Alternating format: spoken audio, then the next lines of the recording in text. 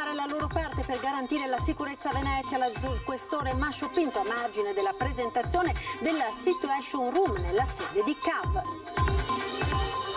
Veneto verso la zona bianca, intanto Zaia lancia la proposta sia per sempre l'esenzione del ticket sanitario per curare i postumi del Covid e non solo per 2 anni come ha disposto il governo.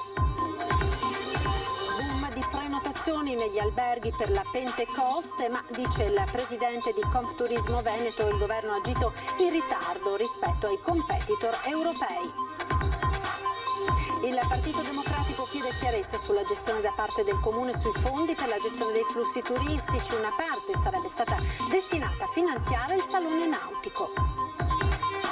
Mose, ANCE è soddisfatta dall'incontro in prefettura. Il governo tramite il ministro Brunetta ha assunto l'impegno di garantire liquidità alle imprese per poter continuare i lavori. Una donna denunciata per avere minacciato con un coltello il proprietario dell'immobile dove alloggiava perché non le consentiva di occupare altre stanze oltre a quelle pagate. Sport, l'Umana Reyer batte Sassari e conquista la semifinale di play-off, vittoria anche per il Venezia Calcio che sogna il posto in Serie A.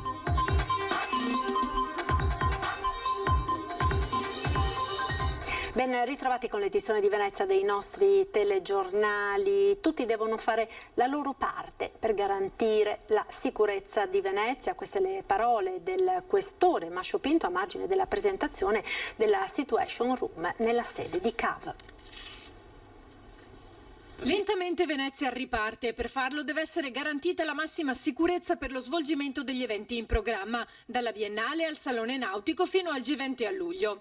La macchina è già operativa, come ha evidenziato il questore di Venezia a margine della presentazione della Situation Room nella sede di CAV, la torre di controllo per monitorare il Giro d'Italia. Stiamo lavorando a questi magnifici tavoli in cui siamo tutti coordinati per assicurare serenità nello svolgimento di tutte queste iniziative e quindi è un lavoro che ci fa particolarmente piacere fare perché la testimonianza diretta è che la ripartenza non è solo una frase ma è un fatto concreto in una città come Venezia che per la sua esposizione turistica ha maggiormente sofferto di quello che è stato questo lunghissimo lockdown. Mascio Pinto invita alla cautela nel diffondere notizie che potrebbero creare inutili allarmismi, soprattutto in occasione del G20.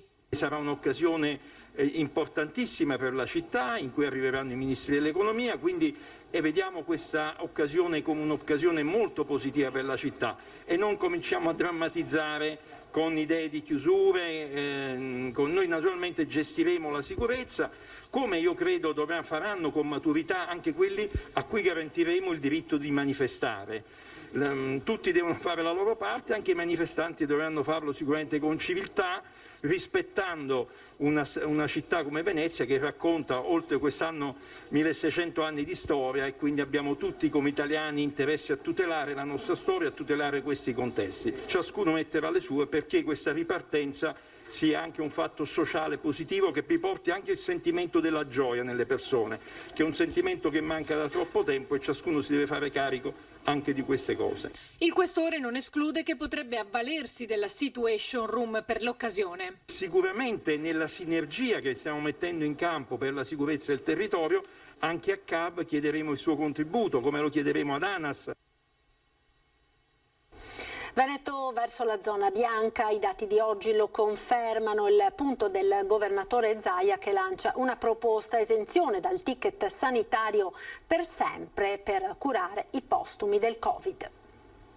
Io penso che chi ha postumi di Covid deve avere l'esenzione ticket per sempre, ve lo dico sinceramente. Esenzione a vita per le cure sanitarie ai pazienti guariti da forme gravi di Covid. Anche il Veneto darà applicazione all'esenzione voluta dal Ministero della Salute con le dichiarazioni del ministro Speranza dell'8 maggio scorso per pazienti affetti da quello che viene chiamato long Covid, che dovranno per questo fare esami e visite specialistiche. Per il presidente Luca Zaia l'esenzione dovrebbe essere mantenuta a vita. Cioè noi abbiamo pazienti che sono usciti non più deambulanti, in carrozzina, perché il Covid è bastardo, cioè non è che ti fa venire la tosse e passa tutto come qualcuno vuole far credere. Nel giorno in cui il governo conferma la soglia di rischio basso per tutta Italia, che dunque rimane in zona gialla, è tempo di pensare a far ripartire la macchina sanitaria. Il numero delle terapie intensive non Covid non è mai stato così alto, 321 contro una media di 250. Si è tornati ad operare dunque e a gestire la sanità in Veneto come prima del Covid. Parallelamente i numeri della campagna vaccinale sono confortanti, con percentuali di adesione altissime. Dopo il record degli over 80, anche tra i settantenni adesione alta, 84,7%, mentre 81,1% per i sessantenni. Ci stiamo avviando ai 2,5 milioni di dosi, che probabilmente accadrà domani, tra domani e massimo dopodomani. 44,9 positivi su 100.000 abitanti sono i dati di oggi che confermano che il Veneto è da zona bianca. Noi siamo zona bianca, solo che avendo cambiato le regole lo siamo di fatto ma non di diritto. Una spinta forte questa per il turismo, dati buoni uguale azzeramento delle restrizioni. La conferma arriva dall'assessore Caner, il settore sta ripartendo. Abbiamo le prenotazioni sicuramente in totale accelerazione.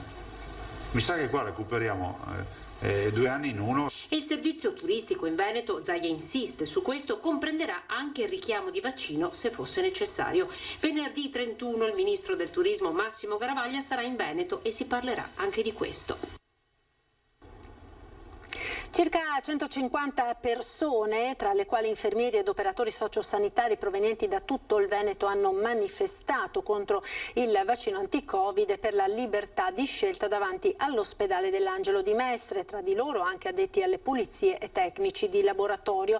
Il vaccino è facoltativo, ma per chi lavora in ambito sanitario non farlo può portare al demansionamento o alla sospensione dal servizio senza stipendio fino al 31 dicembre. Secondo i manifestanti Novax il vaccino non funziona perché non impedisce l'infezione. In diversi di loro si sono già rivolti ad avvocati per far valere quello che definiscono il loro diritto di scelta. Ed ora parliamo di turismo e di riaperture, perché è boom di prenotazioni negli alberghi e sul litorale, ma dice il presidente di Confturismo Veneto, il governo ha agito in ritardo rispetto ai competitor europei. Bastava pensarci per tempo, come hanno fatto ad esempio Grecia e Croazia, e le prenotazioni sarebbero arrivate più in fretta e numerose. E il fatto che ci sia stato un boom di richieste proprio quando anche in Italia è arrivato l'annuncio ne è la dimostrazione. Aver atteso 2 mesi è significato aver perso 2 mesi buonissimi, sono i mesi migliori per le prenotazioni, e chi ha stornato da noi, perché sono piovute anche gli storni da noi, chi ha stornato da noi o chi non ha prenotato da noi non è che è rimasto lì ad aspettare che il governo Conte o Draghi dicesse qualcosa, ha prenotato da altre parti. Da quando è stata dichiarata la cosa, la mattina dopo hanno incominciato a piovere richieste per tutta la stagione, il che significa che quel messaggio lì non era importante per salvare solo la Pentecoste, ma era importante per tutta la stagione. In questo momento posso confermarvi che stanno arrivando prenotazioni numerose e questo chiaramente ci fa molto piacere. Numeri buoni a Jesolo, ma ci sono ancora troppi punti di domanda. Registriamo un'occupazione che si aggira intorno al 55%, ragionevolmente qualora il meteo se lo permetta in questo fine settimana qualche struttura toccherà punte del 70%, credo non oltre. In corrispondenza col ponte del 2 giugno abbiamo anche il Corpus Domini, festa che normalmente muove flussi importanti sulla nostra località, si sta facendo registrare delle buone percentuali. In questo momento non siamo ancora ovviamente sold out e quindi ci badiamo bene da avere toni entusiastici. È chiaro che le regole e le imposizioni che stanno mettendo sul tavolo determineranno il successo o meno di quel ponte. Ci sono provvedimenti, iniziative, proposte di decreti, di imposizioni normative che stanno mettendo a repentaglio per quanto mi riguarda la stagione 2021. Stiamo attenti a non complicarci la vita come sistema paese, cercando di fare fughe in avanti, cercando di imporre cose che poi a livello europeo negli altri paesi non saranno alla pari, perché questo vuol dire farci un autogol, vuol dire farci da soli concorrenza. Il Partito Democratico chiede chiarezza sulla gestione da parte del Comune dei fondi destinati ai flussi turistici. Una parte sarebbe stata destinata a finanziare il Salone Nautico. Il Patto per Venezia aveva stabilito di destinare 10 milioni per la gestione di sistemi sperimentali appunto per la gestione del turismo. Purtroppo in questi anni le destinazioni di questi 10 milioni, che poi sono cambiate nel tempo, sono state assolutamente insignificanti dal punto di vista proprio della gestione del turismo. Il Partito Democratico ha inviato una richiesta agli uffici comunali per sapere come si stiano spendendo i fondi per la gestione dei flussi turistici a Venezia.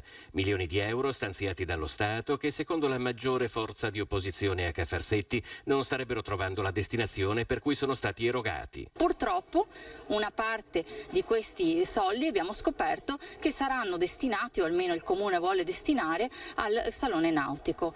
In questi anni sono stati spesi milioni di euro per il Salone Nautico, che certamente non è un servizio pubblico, utilizzando anche fondi di legge speciale invece di utilizzarli ad esempio per il restauro delle case dei residenti e dei cittadini veneziani. Adesso addirittura si utilizzano i fondi per la gestione del turismo per il Salone Nautico. Durante l'ultimo bilancio l'approdo di quei fondi al Salone Nautico era già stato contestato dal PD, che, ricordando come lo stanziamento del governo risalga a più di 4 anni fa, chiede al Comune un investimento serio sulla gestione dei flussi. Per un periodo erano stati destinati, poi tolti per finanziare i vigili. Ad un certo punto invece la spesa era prevista per la sistemazione degli approdi per i lancioni Gran Turismo, quindi pensiamo cosa c'entri questo con la gestione del turismo, quando in realtà sono i lancioni Gran Turismo che creano un problema a Venezia.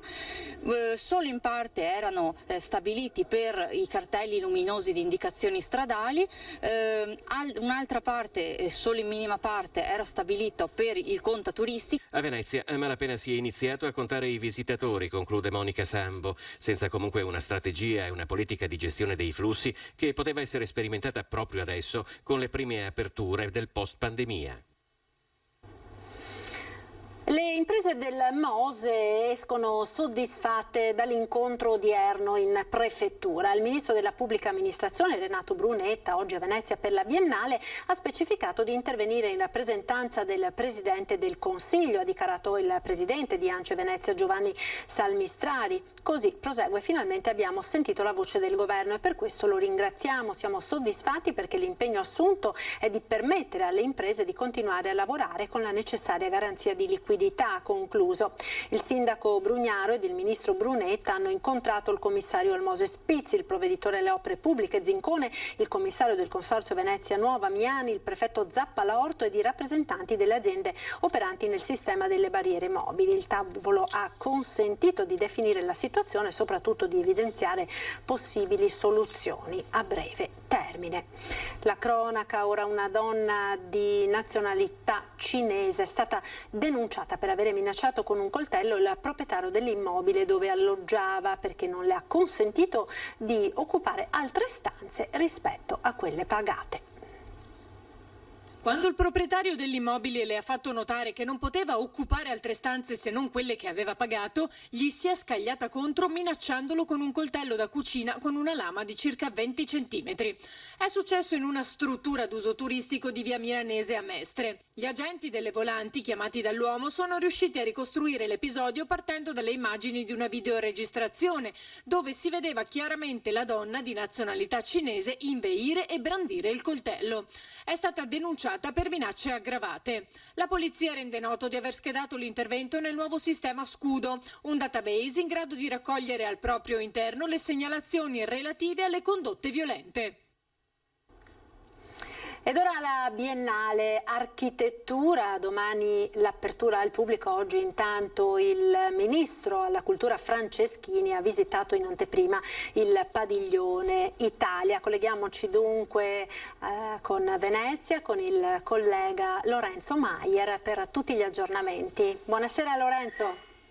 Buonasera Marta, buonasera ai nostri telespettatori. Sì, ci troviamo qui ai Giardini, è stata una partenza in grande stile della Biennale di Architettura con due ministri, come ricordavi, il ministro Franceschini e il ministro Brunetta. Forza Biennale, facciamo vedere al mondo ciò di cui è capace l'Italia. Con questa frase il ministro Franceschini ha aperto in anteprima il Padiglione Italia e questa frase può essere un po' la sintesi di una giornata molto intensa e molto significativa. Il ministro Franceschini ha ricordato come da Venezia ci sia un messaggio forte per la ripartenza dell'intero Paese, si è ricollegato al ruolo fondamentale della Biennale, già dimostrato l'anno scorso in tempo di pandemia con la mostra del cinema. È stata una giornata importante anche per i temi che ricordavi poc'anzi. Il ministro Brunetta ha confermato che è stata trovata una soluzione per far saldare i debiti delle Mose, quindi per dare liquidità alle aziende che vi hanno lavorato, e quindi che dal prossimo autunno le paratoie potranno essere nuovamente sollevate, che questa è una cosa importante, così come il ministro Franceschini si è soffermato sulle grandi navi e il problema delle grandi navi in laguna. Domani un'altra giornata molto importante con l'inaugurazione, che per la prima volta sarà in streaming, proprio per i problemi di contingentamento da Ca' Giustinian. Ci sarà il ministro Franceschini, il governatore Zaia, il sindaco Brugnaro, insieme ovviamente al padrone di casa, il presidente della Biennale Roberto Cicuto, il direttore della mostra di architettura Hakim Sherkis. Si inizierà alle 11 e verrà dato il Leone d'Oro alla carriera a Rafael Monao, che è un architetto maestro appunto di Hakim Sherkis. Se non hai domande dallo studio, Marta, per il momento è tutto. Grazie a te Lorenzo, buon lavoro naturalmente. Noi ora continuiamo a parlare di cultura, perché dopo 250 giorni di stop l'opera lirica tornerà alla Fenice di Venezia.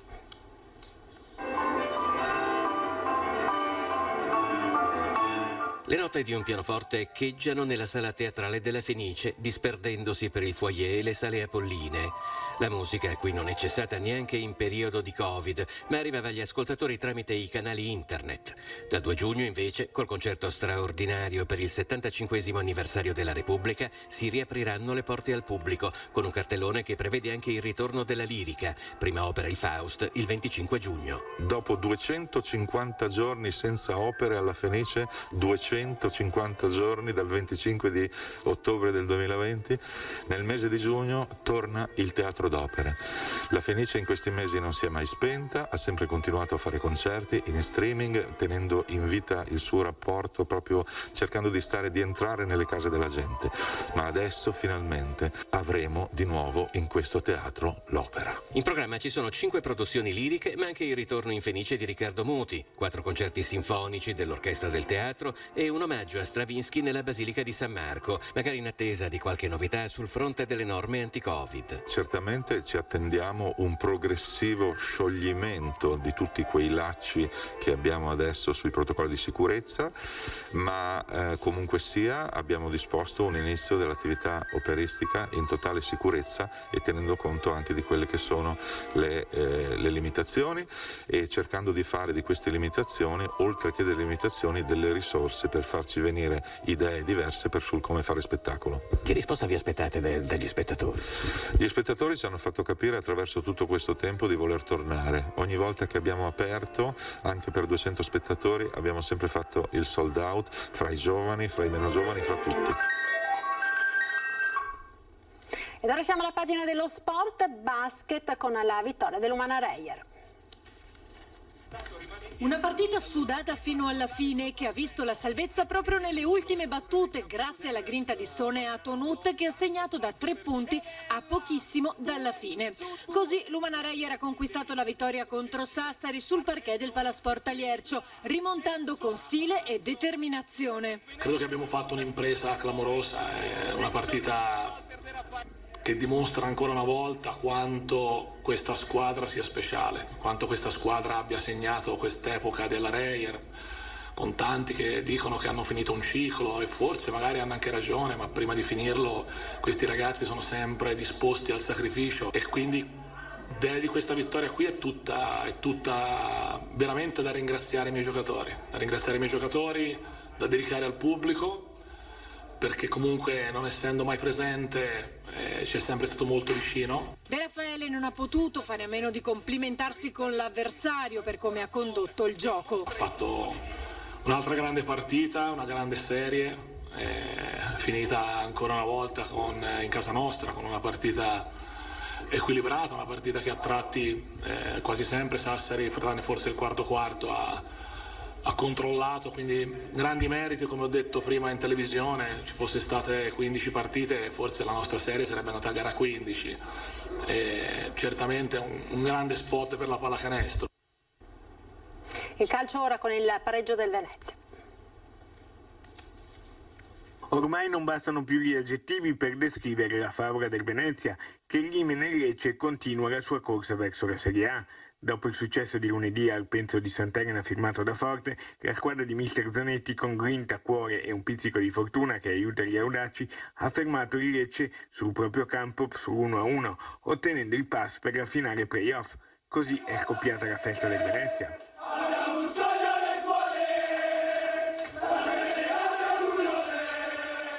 E sarà il derby Veneto, Cittadella Venezia, la finale sorpresa, quella che non ti aspetti, ad assegnare il posto ancora mancante nella Serie A 2021-22. Un'emozione immensa, perché io so da dove siamo partiti e qual è stato il nostro percorso. E chiaramente in qualsiasi modo andrà, io alla mia squadra devo fare un monumento per venire a fare qui una piccola impresa, perché lo sapevamo che sarebbe stato difficile, e quindi sono convinto che con questo spirito si possono fare delle cose straordinarie. Ora per i lagunari manca l'ultimo miglio. Domenica la finale di andata in terra Patavina alle 21:15. Giovedì l'ultimo atto allo stadio Pierluigi Penzo di Sant'Elena, fischio d'inizio alle 21:30, che sceglierà la squadra promossa in Serie A. È un sogno giocare questa finale, perché anche all'inizio dell'anno tutti ci abbiamo messo in fondo alla classifica, quindi ci siamo tolti veramente tanti sassolini dalle scarpe. Noi abbiamo dato tutto nel campo, si è visto l'anima, la corsa, la grinta, quindi sicuramente abbiamo meritato di andare avanti con un po' anche di fortuna. Ed era questo l'ultimo servizio, grazie per essere stati con noi, vi lascio come sempre alle previsioni del tempo. Arrivederci.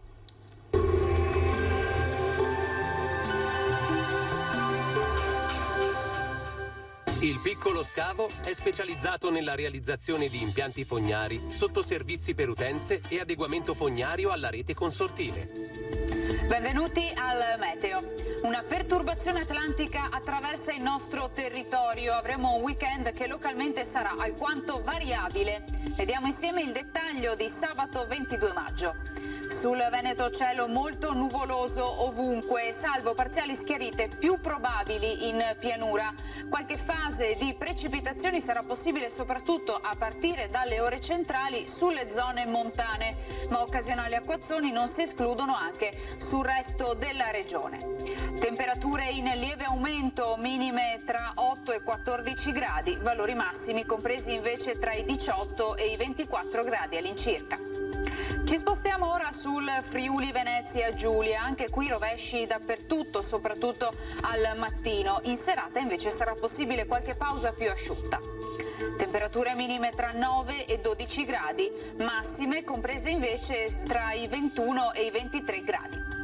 Infine uno sguardo alla situazione del Trentino Alto Adige, dove il tempo risulterà spiccatamente instabile con temporali piuttosto diffusi. Temperature minime intorno agli 8-9 gradi, massime sui 21-22 gradi all'incirca. Dal meteo di Antenna 3 per ora è tutto, grazie per l'attenzione e arrivederci.